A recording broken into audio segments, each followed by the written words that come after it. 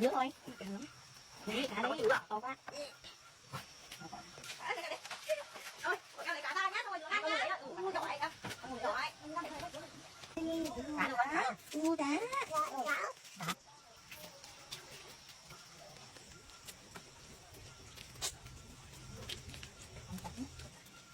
Cảm ơn.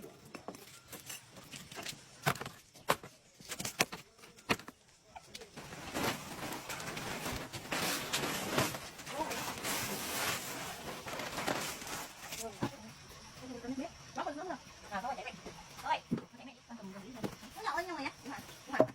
Thôi để mẹ nào. Áo. Hai bạn đấy hả? Ôi ơi, nói à. Không thấy nha. Thôi vậy. Ra vậy. Hả? Với ngăn cạnh luôn nha.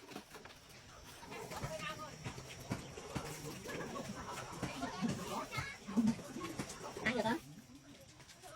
Đi qua, đi đỏ nè. Đi đỏ lên cổng ơi. Đi cá chị với nhau.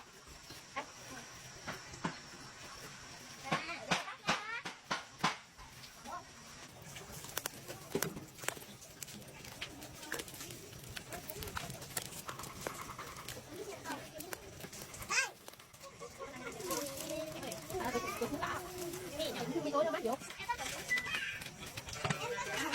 Mẹ ơi em cầm rồi. Để cho em đi.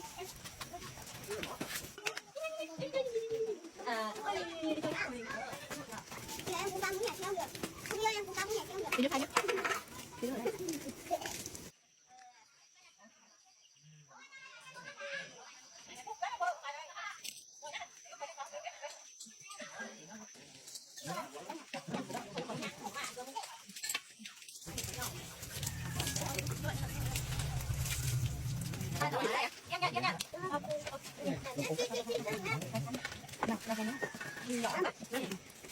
Mày chỉ đây mà.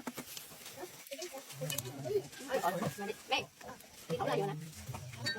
Mày chơi được bất cứ. Con ăn cơm nha. Cái con mà nó đó này. Mẹ có thắng đấy. Nó có là phải thắng đi. Phải phát.